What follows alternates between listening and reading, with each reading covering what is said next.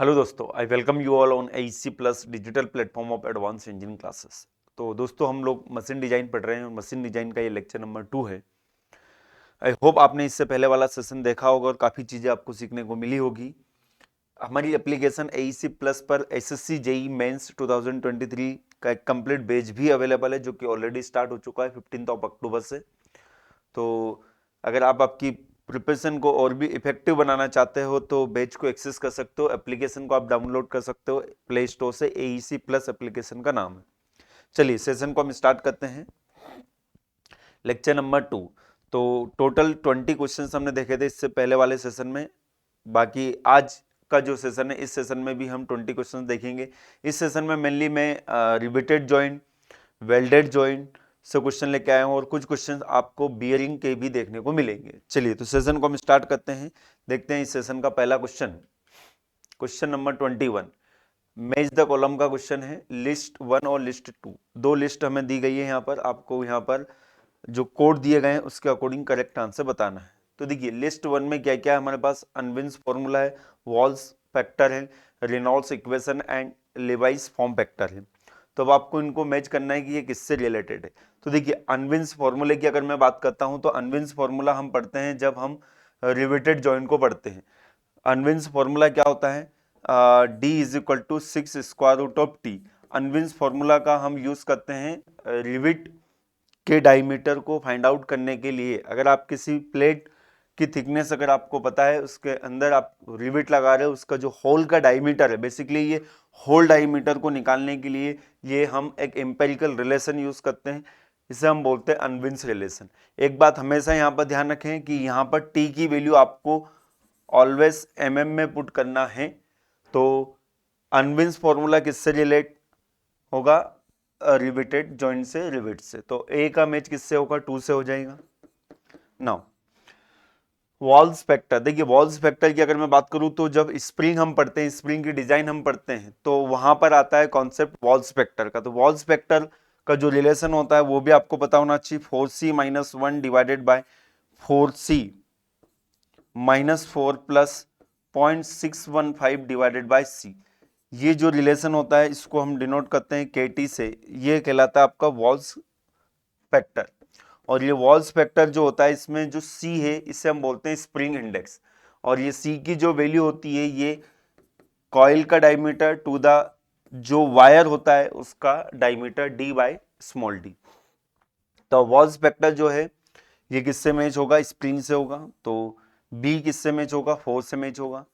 तो यहाँ पर अगर आपको दो चीजें अगर पता है तो आप आंसर तो निकाल सकते हो। 2 4 कहां पर है, ऑप्शन डी में। बाकी आगे भी हम देख लेते हैं, जैसे कि रेनॉल्ड्स इक्वेशन और लिवाइस फॉर्म फैक्टर। तो देखिए रेनॉल्ड्स इक्वेशन जो है ये बियरिंग से रिलेटेड है, और लिवाइस फॉर्म फैक्टर जब हम गियर की डिजाइन पढ़ते हैं तो लिवाइस इक्वेशन जो होती है वहां पर आता है एक लिवाइस फॉर्म फैक्टर। तो गियर की डिजाइन से रिलेटेड है लिवाइस फॉर्म फैक्टर। तो ये किससे मैच होगा, D3 से मैच होगा। तो इसके अकॉर्डिंग अगर हम देखें तो करेक्ट आंसर क्या हो जाएगा, option D will be the correct answer. देखिए यहाँ पर सभी के रिलेशन भी दिए गए हैं, इनको आप ध्यान रखें, खास करके अनविन्स फॉर्मूला रिवेटेड जॉइंट के लिए। और ये डी जो होता है ये डायमीटर ऑफ होल होता है। यहाँ पर diameter of rivet in generally rivet और होल का डायमीटर लगभग सेम ही होता है, इसलिए यहाँ पर रिवेट भी लिखा है। अदरवाइज अगर ऑप्शन दोनों हो कि 6√T जो होता है ये डायमीटर रिवेट का होगा या होल का होगा, तो गो फॉर होल। ओके, इसी तरह से वॉल्स फैक्टर जो होता है स्प्रिंग के लिए हम यूज करते हैं 4c minus 1 divided by 4c minus 4.615 divided by c। Reynolds equation for bearing and, और ये जो रिलेशन है Levi's form factor T square upon 6HM। Okay, m जो होता है यहाँ पर मॉड्यूल होता है। ओके, h जो होता है जब हम डिजाइन करते हैं गियर की, तो वहां पर आपको पता होगा h जो होता है वो जहां पर लोड टेंजेंशियल लोड एक्ट करता है बेस से, वो वाला जो डिस्टेंस होता है वो h होता है। तो सारे रिलेशन आपको पता होना चाहिए। चलिए move to the next question, question number 22। क्या है, in a fillet weld joint the weakest area of weld is. तो देखिए विकेस्ट एरिया की अगर मैं बात करूं तो जहां पर क्रॉस सेक्शन एरिया जो रहेगा सबसे कम रहेगा, तो ये आपका थ्रॉट जो होता है ये विकेस्ट एरिया होता है, जहां पर स्ट्रेस जो इंड्यूस होता है वो सबसे ज्यादा होता है। थ्रॉट जो है विकेस्ट एरिया क्यों है, क्योंकि वहां पर एरिया जो रहेगा वो कम रहेगा, इंड्यूस स्ट्रेस जो रहेगा वो क्या रहेगा, ज्यादा रहेगा। तो ये आपको डायरेक्टली ध्यान रखना है, throat will be consider as a weakest area in a fillet welded joint, so the correct answer will be option C. Okay, अगर आपको बताओ जब भी हम डिजाइन करते हैं वेल्डेड जॉइंट की तो वहां पर एरिया थ्रोट का ही एरिया हम लेते हैं। नेक्स्ट क्वेश्चन जो है ये भी वेल्डेड जॉइंट से रिलेटेड है, क्या है, two plates are joint together by means of a single transverse and double parallel fillet weld. देखिए single transverse and double parallel fillet weld as shown in the given figure. तो देखिए यहां पर ये जो आप जॉइंट देख रहे हो ये आपका पैरेलल फिलेट वेल्ड हो गया, और यहां पर ये वाला जो जॉइंट आप देख रहे हो ये ट्रांसवर्स हो गया। तो ये पैरेलल फिलेट वेल्ड भी है, यहाँ पर ट्रांसवर्स फिलेट वेल्ड भी है, देखिए। और यहां पर आपको ध्यान से पढ़ना है, सिंगल ट्रांसवर्स है, डबल पैरेलल फिलेट है, ये सिंगल है और ये डबल है parallel fillet weld. Okay, as shown in the figure, if the size of fillet is 5 mm, size of fillet हमें दे रखा है 5 mm and allowable CL load per mm is 300 newton. देखिए ये लाइन आपको ध्यान से पढ़नी होगी, allowable CL load per mm is 300 newton. देखिए जनरली अलाउेबल शियर स्ट्रेस हम पढ़ते हैं और उसकी यूनिट क्या होती है, न्यूटन पर mm स्क्वायर, और यहां पर हमें दिया हुआ है allowable shear load per mm is 300 Newton. Okay, what is the approximate length of each parallel fillet weld.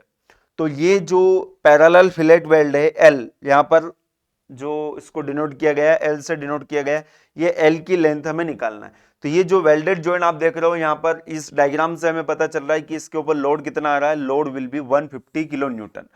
अब देखिए यहां पर अगर आपने ज्यादा इस क्वेश्चन में सोच लिया तो आंसर नहीं मिलेगा आपको।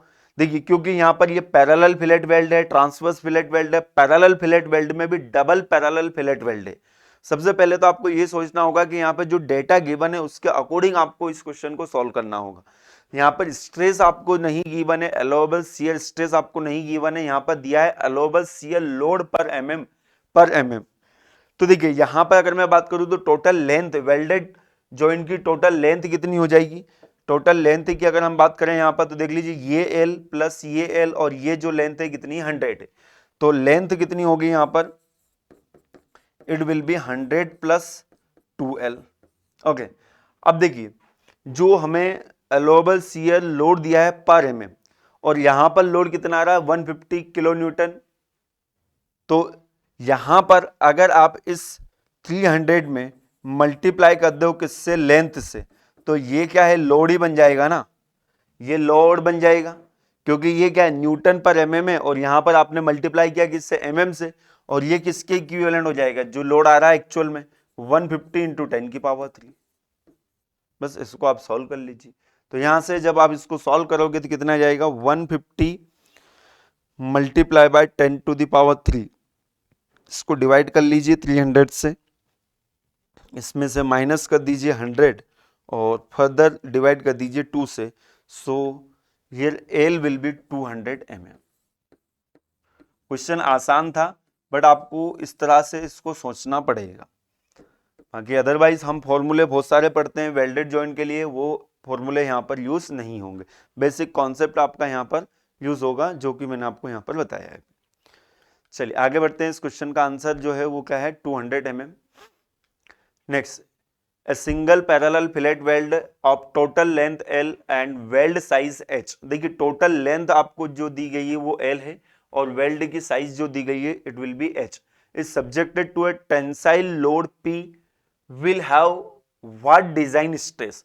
देखिए व्हाट डिजाइन स्ट्रेस का मतलब इंड्यूस स्ट्रेस की यहां पर बात चल रही है। ओके, तो इंड्यूस स्ट्रेस अगर मैं बात करूं पैरेलल फिलेट वेल्ड है और उसकी लेंथ भी आपको दी गई है और वेल्ड साइज भी आपको दी गई है, वेल्ड साइज आपको दी गई है, इसका मतलब आपको यहां पर थ्रोट की लेंथ निकालना होगा। तो थ्रोट आपको किस पॉइंट पर मिलता है, एट 45 डिग्री, और 45 डिग्री इसका मतलब हम बोल सकते हैं कि वहां पर मिनिमम एरिया रहेगा। ओके, तो जो एरिया रहेगा, रेजिस्टिंग एरिया रहेगा वो कितना होता है, L into H sine of 45 degree, ये रेजिस्टिंग एरिया, और लोड जो आ रहा है कितना आ रहा है, P आ रहा है, और सिंगल पैरेलल फिलेट वेल्ड बोला है, तो P डिवाइडेड बाय ये रेजिस्टिंग एरिया L H और साइन 45 की वैल्यू कितनी हो जाएगी, √2 हो जाएगी, तो 1/√2, तो 1/√2 यहां पर आप मल्टीप्लाई करेंगे और इसको आप जब सॉल्व करेंगे तो देखिए 1/√2, तो ये √2 ऊपर चला जाएगा, तो ये √2 की वैल्यू कितनी होती है, ये 1.414 into P divided by L H. ऐसे भी आप इसको लिख सकते हो, जो स्ट्रेस इंड्यूस होगा उसको, या फिर इस 1/√2 को आप यहां पर 0.707 भी लिख सकते हो। तो करेक्ट आंसर क्या होगा यहां पर, ये P डिवाइडेड बाय 0.707, दो ऑप्शन में है ये। तो आपको ध्यान रखना है यहां पर पैरेलल फिलेट वेल्ड हो या ट्रांसवर्स फिलेट वेल्ड हो, they always fail in shear. तो कौन सा स्ट्रेस यहां पर इंड्यूस होगा, shear. So shear and equal to P divided by 0.707 L into H will be the correct answer. इसका पूरा डेरिवेशन भी यहां पर दिया है। अल्टीमेटली आपको ये रिलेशन याद होना चाहिए। ओके, चलिए नेक्स्ट क्वेश्चन नंबर 25 क्या बोल रहा है, fillet weld is loaded parallel to its length L by a load P if the weld leg is H, the average shear stress on the throat area। अब देखिए weld leg, अब आपको ये समझना होगा, ये टर्म आपको समझना होगा। जैसे कि अगर मैं बात करूं, देखिए पैरेलल फिलेट वेल्ड की बात चल रही है। पैरेलल फिलेट वेल्ड का मतलब क्या होता है, जैसे कि सपोज हमारे पास ये दो प्लेट है, इन दो प्लेट को हमने ज्वाइन किया,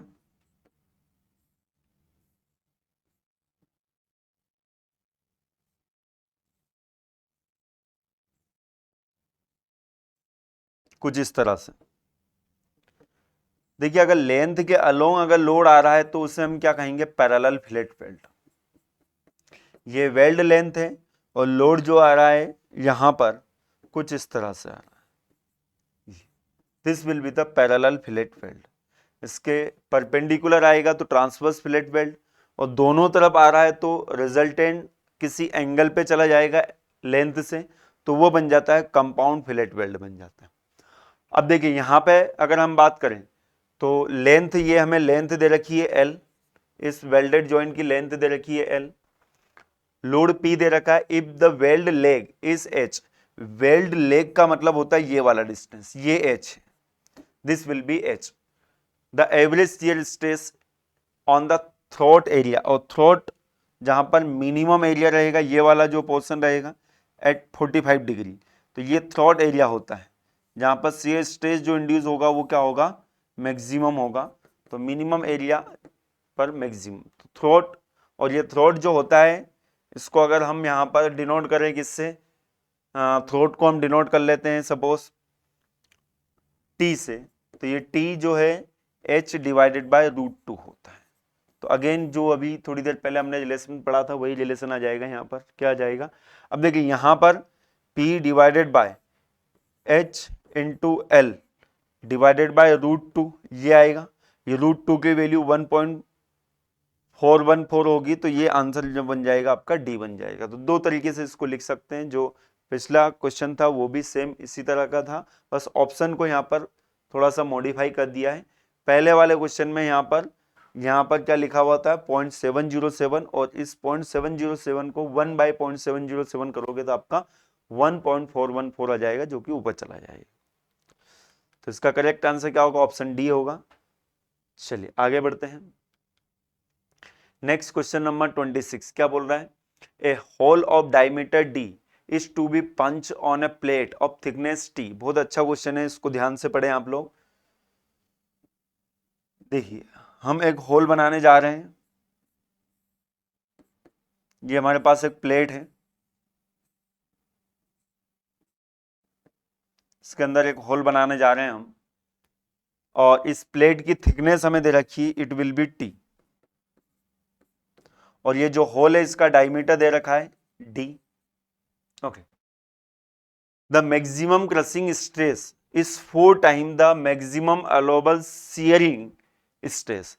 ये जो प्लेट है इसका जो क्रशिंग स्ट्रेस है sigma C, okay, will be the maximum crushing stress is 4 times the maximum allowable shear stress.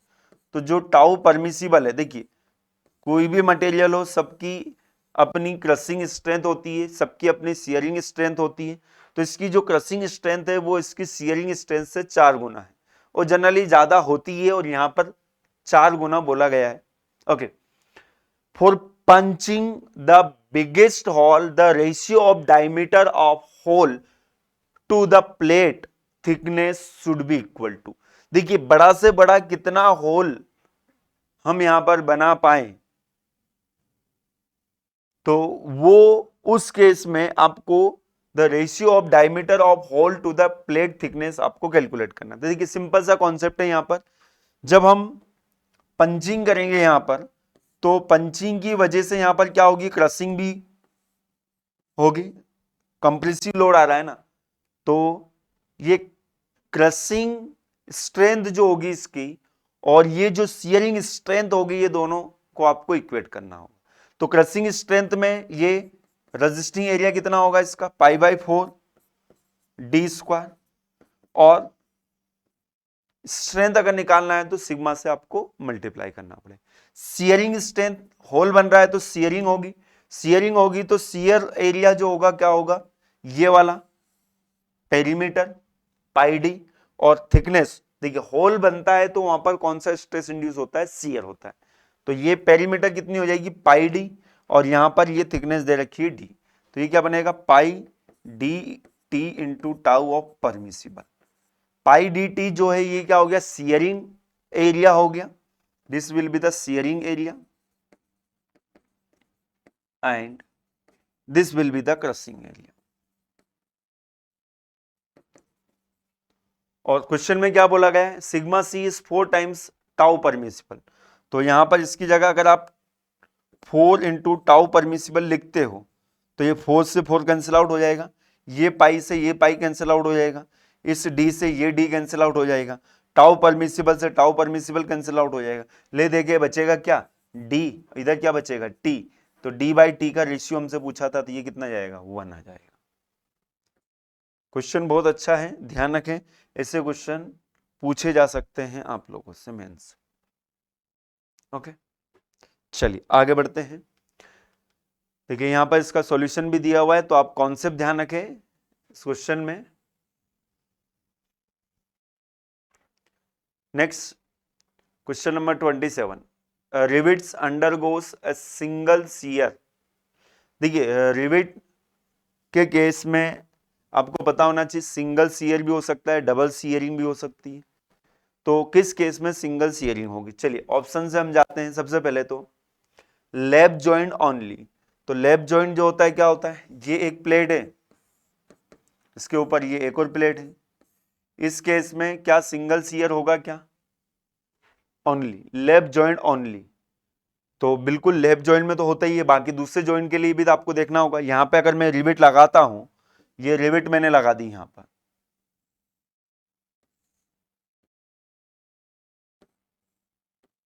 जी, तो इस केस में रिविट जो है कहां से फेल हो सकती है, यहां से फेल हो सकती है, तो बिल्कुल शियर, सिंगल शियर कहलाएगा ही।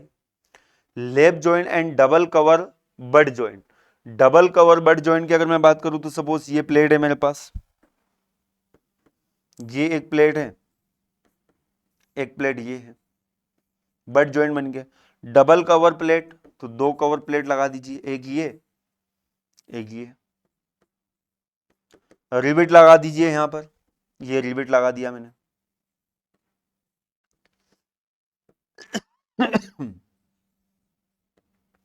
तो देखिए शियरिंग कहां कहां से हो सकती है रिविट में, यहां से हो सकती है और यहां से भी तो हो सकती है। तो सिंगल शियर की बात चल रही है, तो डबल कवर प्लेट के केस में सिंगल शियर नहीं, single cover butt joint, double cover butt joint. Double cover butt joint में तो अपन ने पहले ही देख लिया। लेप जॉइंट, हाँ लेप जॉइंट तो अपन देख चुके हैं। Single cover butt joint, single cover butt joint रहेगा तो इस कवर प्लेट को आप हटा दीजिए, ऊपर की कवर प्लेट रहेगी केवल, तो वहां पर शियरिंग जो होगी यहां से हो सकती है, तो बिल्कुल सही है। तो कहां कहां पर सिंगल शियर आपको देखने को मिलेगा, लेप जॉइंट में, और साथ साथ में सिंगल कवर बट जॉइन अगर होगा तो उस केस में सिंगल शियर फेलियर आपको देखने को मिलेगा रिवेट का। चलिए आगे बढ़ते हैं। क्वेश्चन नंबर 28 क्या बोल रहा है? The parallel fillet weld joint is design for.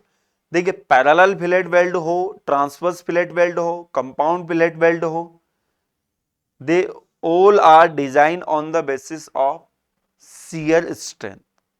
Okay, तो करेक्ट आंसर क्या होगा इसका?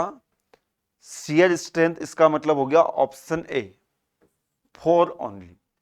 बट जॉइंट की बात आती है तो टेंसाइल स्ट्रेंथ, और फिलेट वेल्ड की बात आती है तो शियर स्ट्रेंथ। ओके, चलिए नेक्स्ट क्वेश्चन, रिवेटेड जॉइंट में बी फेल बाय।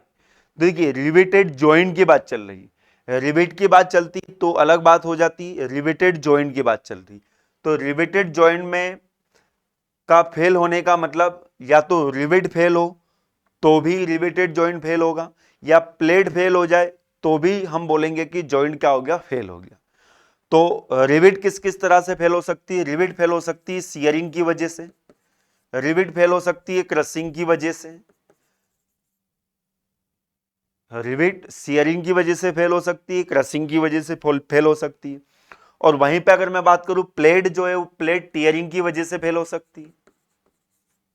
तो रिवेटेड जॉइंट की अगर मैं बात करूं तो टीयरिंग भी हो सकता है, शियरिंग भी हो सकता है, क्रशिंग भी हो सकता है, क्योंकि जॉइंट का मतलब हो गया आइदर रिवेट फेल हो या फिर प्लेट फेल हो, हम क्या कहेंगे कि जॉइंट हमारा फेल हो गया। ओके, तो tearing of the plate at the edge बिल्कुल हो सकता है, tearing of the plate across the row of rivet, कहीं से भी टीयरिंग हो फेल हम मानेंगे, शियरिंग ऑफ रिवेट बिल्कुल हो सकता है।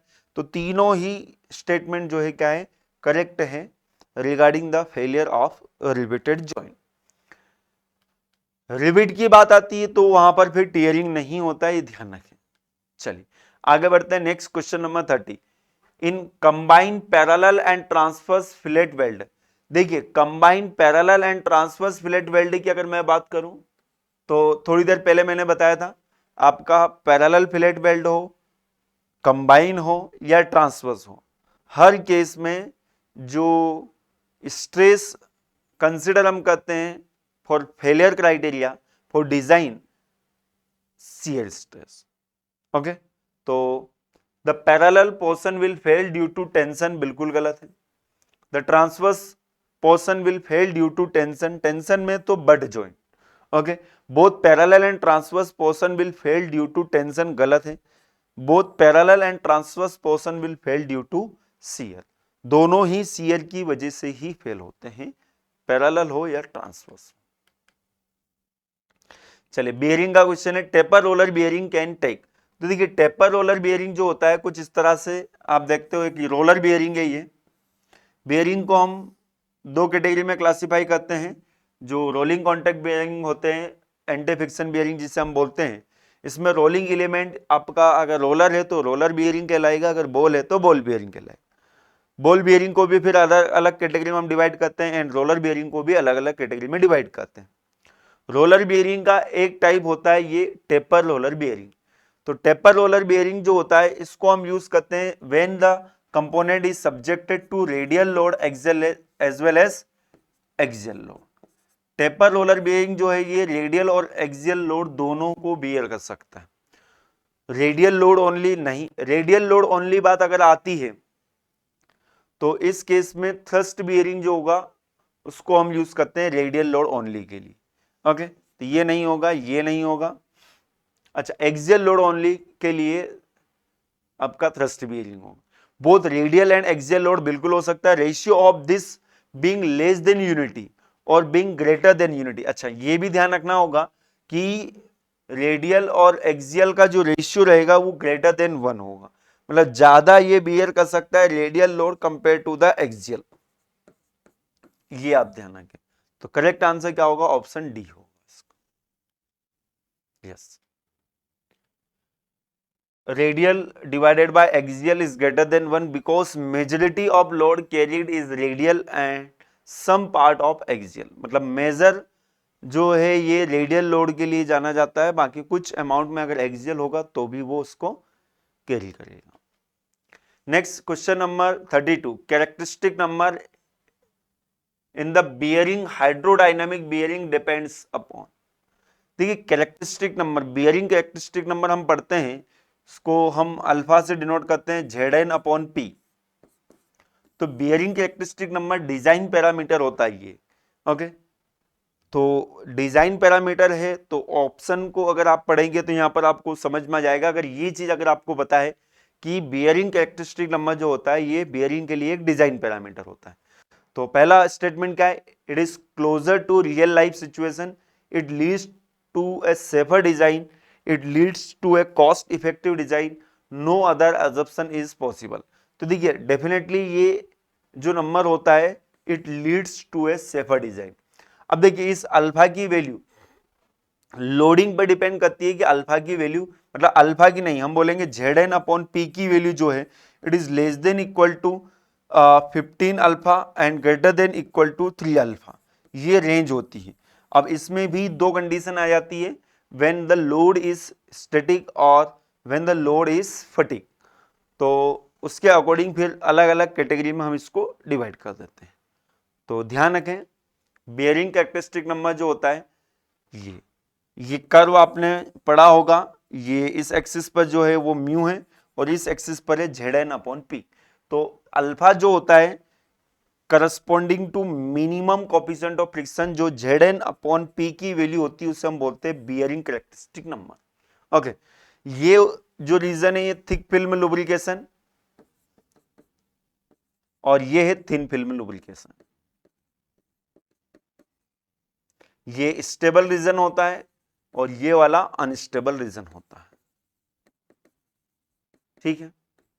अब देखिए यहां पर मेंशन भी है Zn अपॉन P की वैल्यू जो होती है वही यहां पर K से डिनोट इसको किया गया है, ओके। 5K to 6K, ये कंडीशन होगी किसी पर्टिकुलर केस में होगी ये वैल्यू, ओके। चलिए नेक्स्ट क्वेश्चन नंबर 33 क्या है, the bearing characteristic number in hydrodynamic bearing depends upon. तो थोड़ी देर पहले मैंने आपको बताया बियरिंग कैरेक्टरिस्टिक नंबर का फॉर्मूला Zn अपॉन P। तो ये किस किस पे डिपेंड करेगा, Z जो होता है ये विस्कोसिटी होता है, ध्यान रखें, और यहां पर N जो होता है आरपीएस होता है, स्पीड रहेगा, ये आरपीएस में रहेगा हमेशा, ध्यान रखें। और P जो होता है ये बियरिंग प्रेशर होता है जो कि W/LD रहेगा, load divided by resisting area bearing pressure जिसे हम बोलते हैं। तो करेक्ट आंसर क्या हो जाएगा इसका, option D will be the correct answer. चलिए नेक्स्ट क्वेश्चन नंबर 34, ये मैच द कॉलम का क्वेश्चन है, match list 1 with list 2 and select the correct answer using the code given below. देखिए लिस्ट 1 में जो है वो अलग अलग प्रकार के बियरिंग है, लिस्ट 2 में इनका एप्लीकेशन है। तो सभी बियरिंग के एप्लीकेशन आपको पता होना चाहिए। तो टेपर रोलर बियरिंग थोड़ी देर पहले ही मैंने आपको पढ़ाया था, तो टेपर रोलर बियरिंग का आपको पता होगा, दोनों तरह के load both radial and axial thrust के लिए जाना जाता है। तो बी का मैच किससे हो जाएगा, 3 से हो जाएगा, टेपर रोलर बियरिंग, ओके। बाकी बॉल बियरिंग जो होते हैं ये लाइट लोड के लिए यूज किए जाते हैं। तो ए का मैच होगा किससे, 2 से होगा, बी का 3 से हो जाएगा। Spherical roller bearing, needle roller bearing, तो स्पेरिकल रोलर बियरिंग जो होते हैं ये सेल्फ अलाइनिंग प्रॉपर्टी इनकी होती है, अगर थोड़ा सा भी मिस अलाइनमेंट हो तो ये एडजस्ट कर सकते हैं। स्पेरिकल रोलर बियरिंग, तो सी का किससे मैच होगा, 4 से मैच होगा, और बचा हुआ डी इसका मैच हो जाएगा किससे, जो निडल रोलर बियरिंग जिसमें केज नहीं होता है, नो केज, ध्यान रखें, needle roller bearing no cage, और ये यूज होते हैं heavy load with oscillatory motion के लिए यूज किए जाते हैं निडल रोलर बियरिंग। ऐसे 2 3 4 1 2 3 4 1 option D will be the correct answer.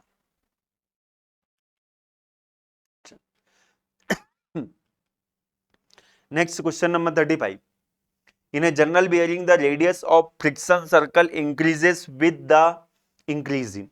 तो देखिए जनरल बियरिंग में फ्रिक्शन सर्कल रेडियस का कॉन्सेप्ट आता है, अगर आप लोगों ने पढ़ा हो तो ये फ्रिक्शन सर्कल रेडियस जो है ये किस पे डिपेंड करती है ये पता होना चाहिए। देखिए जनरल बियरिंग में suppose this will be the bearing, ये बियरिंग है, स्टेशनरी मेंबर जो रहेगा उसे हम बियरिंग बोलते हैं, और इसके अंदर जो रोटेटिंग मेंबर होगा वो उसे क्या कहते हैं हम?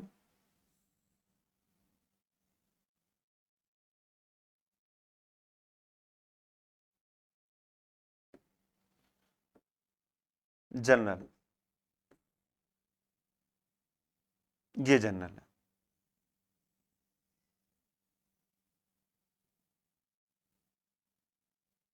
ओके, देखिए अगर हम बात करें हाइड्रोडायनामिक सिचुएशन की, तो जब स्पीड जीरो होगी उस समय तो ये यहां पर कांटेक्ट में रहेगा, फ्रिक्शन जीरो रहेगा। स्पीड थोड़ा सा भी बढ़ेगी तो उस समय फ्रिक्शन क्या होगा? बढ़ेगा। और यहां पर आप देखेंगे कि इस समय इस शाफ्ट के ऊपर आने वाला जो लोड है, इसका लाइन ऑफ एक्शन सपोज ये है, this will be the line of action of the load W।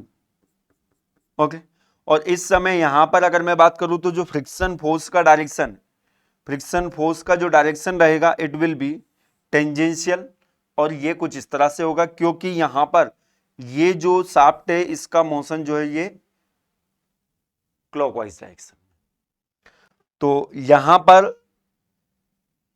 ये जो फ्रिक्शन फोर्स है और इसका जो नॉर्मल है, नॉर्मल का लाइन ऑफ एक्शन जो है ये इस शाफ्ट के सेंटर को मीट करेगा। अब देखिए ये फ्रिक्शन फोर्स हो गया और ये नॉर्मल फोर्स हो गया, इन दोनों का जो रिजल्टेंट होगा उसका लाइन ऑफ एक्शन जो रहेगा वो कुछ इस तरह से रहेगा। ये रिजल्टेंट रहेगा किसका? फ्रिक्शन और नॉर्मल का। तो resultant of friction and normal और ये जो W है इन दोनों के बीच में ऑफसेट है, ये डिस्टेंस आप देख रहे होंगे। तो ये जो डिस्टेंस होता है इसे हम बोलते हैं फ्रिक्शन सर्कल रेडियस, और इस रेडियस को लेते हुए हम एक सर्कल बनाते हैं, इमेजिनरी सर्कल, और ये सर्कल कहलाता है फ्रिक्शन सर्कल। और फ्रिक्शन सर्कल रेडियस का फॉर्मूला जब आप निकालेंगे तो ये बनेगा आपका म्यू इंटू आर। ओके, तो किस पे डिपेंड कर रहा है? कोफिशिएंट ऑफ फ्रिक्शन पर, और R will be the radius of this journal, journal या फिर हम शाफ्ट भी बोल सकते हैं। तो क्या बोला है क्वेश्चन में? In a journal bearing the radius of friction circle increase, radius of friction circle increase with increase in mu और आर। तो यहां पर म्यू मतलब radius of journal, yes, mu तो बोला नहीं गया, स्पीड से मतलब नहीं, विस्कोसिटी ऑफ द लुब्रिकेंट से मतलब नहीं, ये कोफिशिएंट ऑफ फ्रिक्शन है, यहां पर मेटल टू मेटल कांटेक्ट हो रहा है वहां का, यहां पर विस्कोसिटी नहीं आएगा, ध्यान रखें। तो करेक्ट आंसर क्या होगा? Option B will be the correct answer. Radius journal क्या अगर आप बढ़ाओगे तो वहां पर फ्रिक्शन सर्कल रेडियस जो है वो भी बढ़ जाएगी। ओके, ये फॉर्मूला यहां पर लिखा हुआ है, ये आप लोग ध्यान रखें। चलिए question number 36, match list 1 types of key and with list 2 their characteristic. तो यहां पर लिस्ट 1 में अलग अलग प्रकार की दी हुई है और यहां पर उनके कैरेक्टरिस्टिक दिए हुए हैं, तो इनको आपको मैच करना है। तो सबसे पहले अगर मैं बात करूं वुड रफ की, तो देखिए वुड रफ की अगर आप लोगों ने पढ़ा हो तो इसका शेप कुछ इस तरह से होता है, सेमी हेमिस्फेरिकल शेप की होती है। Okay, taper shaft self aligning की होती है, टेपर शाफ्ट के लिए यूज की जाती है। तो वुड रफ की जो होती है सेल्फ अलाइनिंग प्रॉपर्टी होती है इसकी, तो ए का किससे मैच होगा? 3 से मैच होगा। तो ए का 3 से मैच होगा तो ये ऑप्शन ए और ऑप्शन सी जो है ये हट गया। कैनेडीज की, फेदर की एंड फ्लैट की, देखिए कैनेडीज की जो होती है स्क्वायर की होती है, दोनों 90 डिग्री पर लगी होती है और ये हेवी ड्यूटी वर्क के लिए यूज की जाती है। तो बी का किससे मैच होगा? 2 से ही मैच होगा। तो बी का अगर 2 से मैच हो रहा है और ए का 3 से मैच हो रहा है तो आपको आंसर यहां से पता चलेगा क्या? नहीं पता चलेगा, अभी भी दोनों ऑप्शन सेम है। फ्लैट की एंड फेदर की, देखिए अगर मैं बात करूं फेदर की तो इसको हम यूज करते हैं लूज फिटिंग लाइट ड्यूटी के लिए, और फ्लैट की जो होता है नॉर्मल इंडस्ट्रियल यूज के लिए यूज होता है। तो इस सब के एप्लीकेशन आपको पता होना चाहिए। तो आंसर करेक्ट क्या होगा आपका, हेदर की जो होगा 1 से मैच होगा, मतलब सी जो होगा 1 से मैच होगा, और डी जो होगा ये 4 से मैच होगा।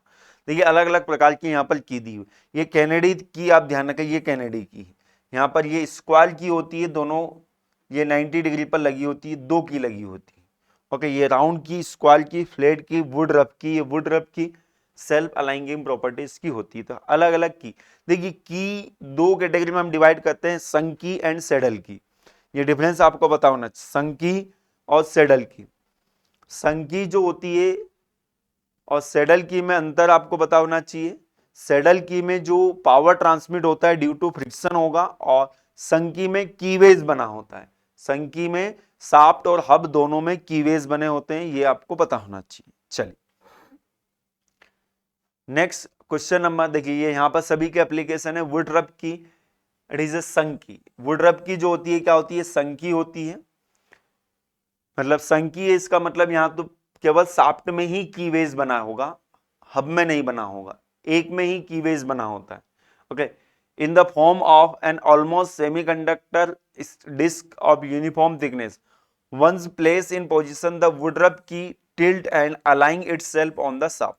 Kennedy key it consist of 2 square key. देखिए ध्यान रखें, ये क्वेश्चन आपसे पूछा जा सकता है, ऐसी कौन सी की है जिसमें 2 स्क्वायर की होती है, तो कैनेडी की कंसिस्ट ऑफ 2 स्क्वायर की and use for heavy duty application, and Heather की लाइट ड्यूटी के लिए, और फ्लेट की जो है नॉर्मल इंडस्ट्रियल एप्लीकेशन के लिए यूज की जाती है।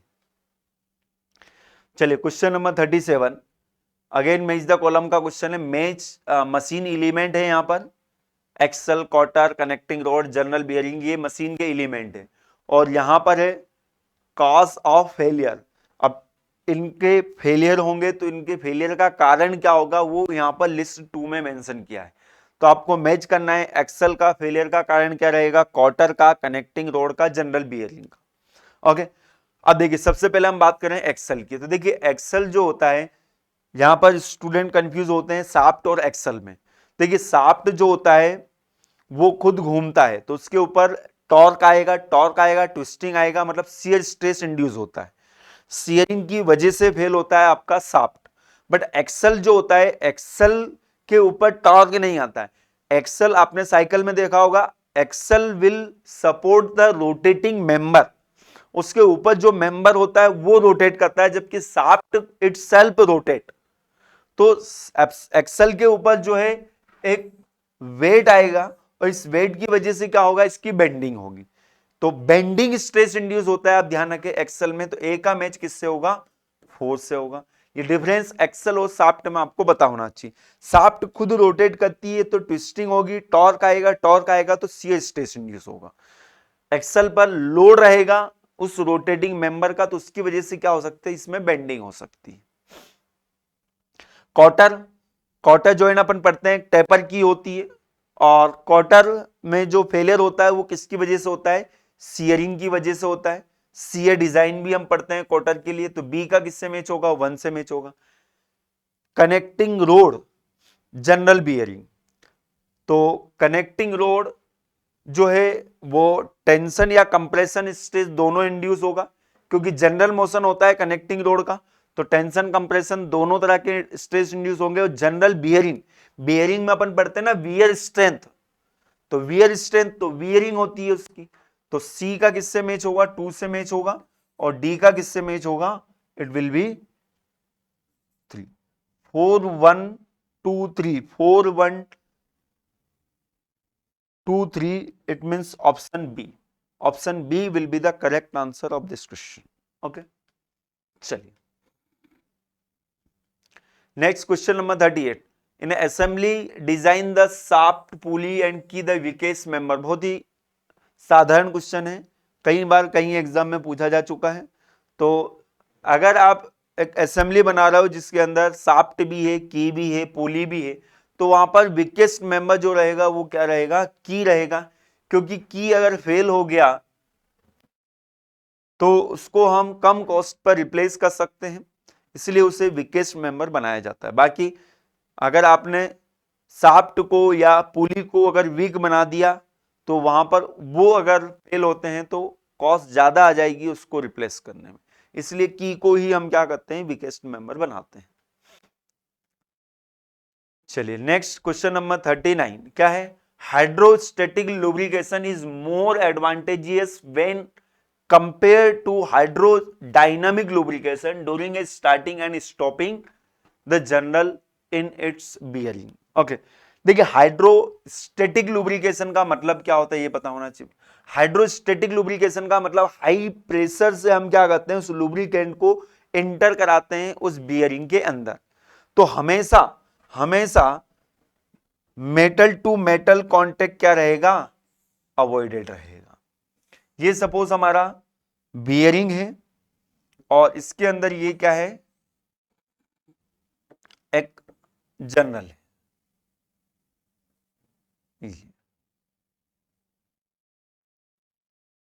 तो यहां पर इन दोनों के बीच में जो लुब्रिकेंट है will be at high pressure.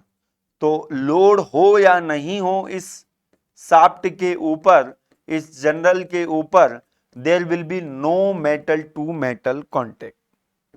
यह हाइड्रोस्टैटिक। हाइड्रोडायनेमिक में metal to metal contact is avoided due to the wedging action, converging action जिसे हम बोलते हैं। तो इनिशियली वहां पर मेटल टू मेटल कांटेक्ट होगा, जैसे स्पीड बढ़ेगी तो वहां पर स्क्वीजिंग एक्शन से ऑयल का प्रेशर जो है क्या हो जाएगा, बढ़ जाएगा, जिससे वो शाफ्ट जो है वो लिफ्ट हो जाएगी बियरिंग से और मेटल टू मेटल कांटेक्ट वहां पर खत्म हो जाएगा। तो अब क्वेश्चन पहला स्टेटमेंट क्या बोला है, hydrostatic lubrication is more advantageous when compare to hydrodynamic lubrication during starting and stopping the journal in its bearing. तो हाइड्रोस्टैटिक लुब्रिकेशन जो होता है मोर एडवांटेजियस होता है। रीजन क्या बताया, in hydrodynamic lubrication the fluid film pressure is generated by the rotation of journal. Absolutely correct.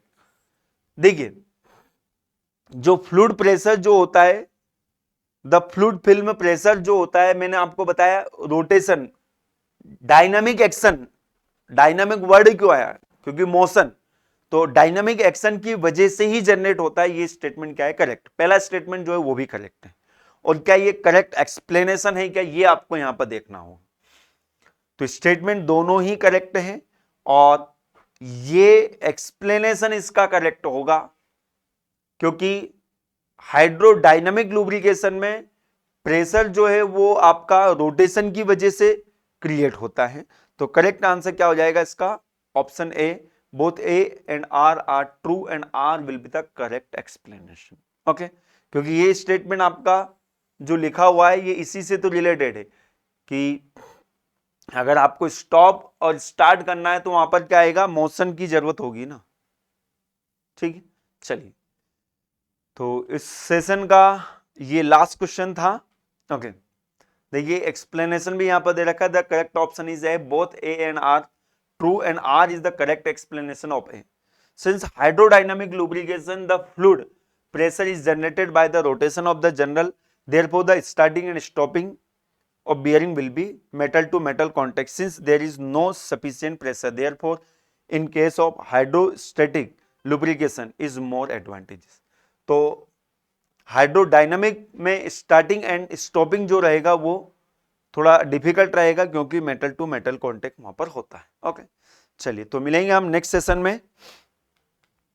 Thank you very much to join the session. और session अगर आपको पसंद आया है तो उसको जरूर मेंशन करें कमेंट्स बॉक्स के अंदर। तो मिलते हैं हम नेक्स्ट सेशन में। सेशन की पीडीएफ के लिए join this public Telegram group AEC plus app and YT discussion channel. Okay, so thank you very much to join the session. मिलेंगे हम नेक्स्ट सेशन में। Good bye, take care.